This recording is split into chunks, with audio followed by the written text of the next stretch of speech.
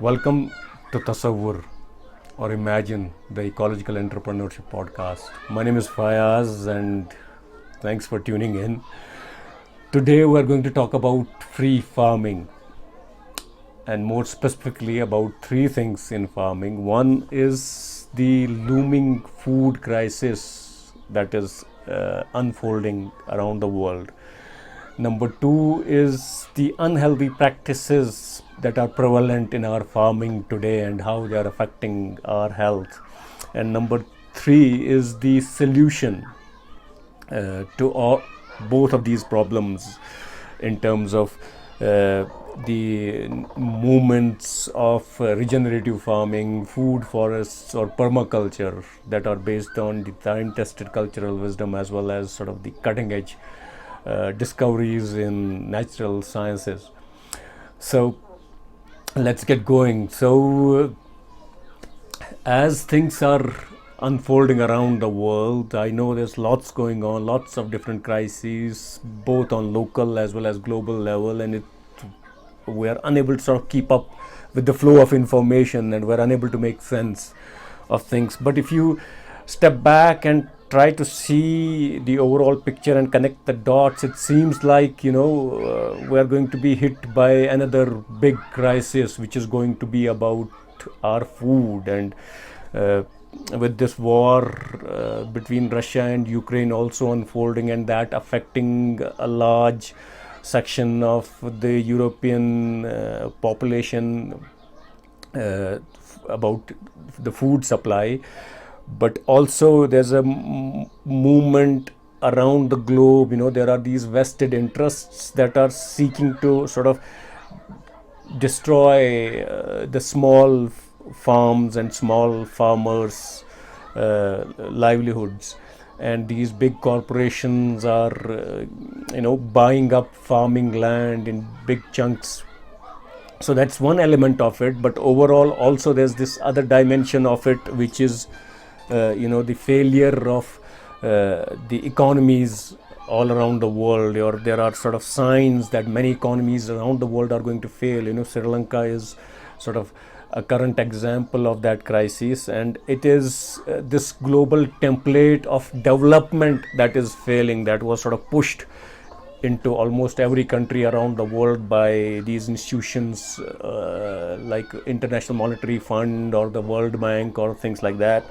So that template seems to be failing all around, and we can sort of from our own life experience, despite the development and education, the deteriorating quality of life, and these new crises every now and then hitting us both at local and global level, are an indication of that things are not quite well. So anyway, coming back to the food crisis, it is clear that as many countries and many large sections of population around the world are struggling to keep up with this lifestyle, which is sort of dependent on imports mostly. The local economies everywhere are struggling, and if we look at our own experience, whenever the national highway, for example, that connects Kashmir with other regions is obstructed, within a few days there's a crisis in Kashmir about essential commodities. So and given the natural resources we have, given the bounty that the nature has bestowed us with, we should not be facing that kind of a sort of threat. So anyway, it is today's reality, and our lifestyle continues to be sort of dependent on imports. So we need to take a critical look at this anyway. And now I think that urgency, there's an urgency and emergency almost to take stock of things in terms of our food security, because of this looming crisis, food crisis, that might hit us as a next big crisis around the world. So that is one. And number two, is the unhealthy practices that are prevalent in our farming today. Most of our farming is dependent on these chemicals, be it in the shape of fertilizers, pesticides, or herbicides, and they are not healthy. We know there's ample evidence and ample examples of how that affects our health. If we look at the quality of our health or quality of ecology, be it the incidence of cancers, diabetes, health, blood-related issues, heart-related issues, or our stomach-related issues, and connected to that, the stress levels. Our food is literally toxic, and it's not enough to sort of grow a little patch in an organic style for self-consumption and grow a bigger crop for commercial purposes using all the chemicals, because everything affects everything else and everything is connected. If you spray chemicals here and not here, it doesn't mean this is safe. The water table is connected, the soil is connected, the air is connected, the pollinators cross over, so everything is connected to everything else. So we should be looking at things holistically, and as we sow, so shall we reap. If we are growing commercial crops that we think somebody else is going to consume, and let them bear the consequences of these unhealthy practices, then they are thinking same about us. And as in our lifestyle today, we are consuming a lot of imported foods, so we don't have any control over our health. So it is going to impact us. If we are sort of creating unhealthy products for others, they are coming back to us, and as we sow, so shall we reap. So it's not going to help us. We have to think about things holistically and change that approach. So connected to that is this another element of again, we have touched up that a little bit, which is the lifestyle that is dependent on imports. And we're converting a lot of our farmland, productive farmland, into commercial enterprises that are sort of, geared towards bringing in imports and creating these trade relationships, becoming trade dependent and import dependent and creating businesses that are import dependent. So that's again, in the longer run, that's going to be unhealthy. And with this looming crisis, if it hits, then it's going to be a big, huge problem. So we need to think about things holistically. As entrepreneurs or as business establishments, we need to use the local resources. We have been blessed out with the bounty by nature, so we need to take that into consideration. The ecological resources, the cultural resources, and our own. We need to put our heads together to sort of build ventures that are localized, that use local ingredients and fulfill local demands and local needs.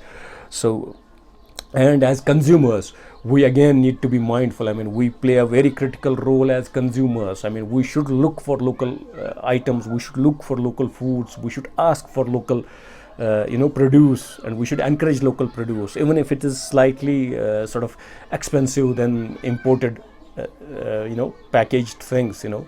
So we should take good care of our health, and one of the ways to do that is to consume local produce, and that is going to be also a contributor in the longer term to encourage local entrepreneurship and local farming practices. So that brings us to the third point, which again is solution oriented. One is this change in our attitude and in our lifestyle to build localized entrepreneurial ventures, and then as a consumers look for local products, consume local products before we look for imported products. But then as farmers, as entrepreneurs, we also need to take into consideration the new methodologies that have been rediscovered or redesigned based on this integration of time-tested cultural wisdom, as well as sort of cutting-edge discoveries in natural sciences like regenerative farming, food forests, or permaculture. These are a few of the new techniques that are being used around the world in farming, that are based on, as I said, the cultural wisdom as well as latest discoveries in sciences, and that replicate the natural principles like, for example, how forests work. Forests need no maintenance. They grow on their own, regenerate on their own, maintain a healthy life cycle of their own, and are such great contributors to ecology and the balance of our lifestyle. So these new techniques take into consideration those principles. They mimic the biology of nature. They mimic nature, and they are more productive. They are low maintenance. They are not dependent on imported chemicals, and they help you design and develop and build a holistic lifestyle, a satisfying lifestyle, a fulfilling lifestyle, a healthy lifestyle, and improving the quality of your life and ecology. So I would urge all the farmers to sort of, especially the students of agriculture and researchers in agriculture, to look at these alternate methodologies and not just go with the dominant corporate capitalist paradigm of modified seeds or modified plants, or chemical sprays and new technology. Don't be just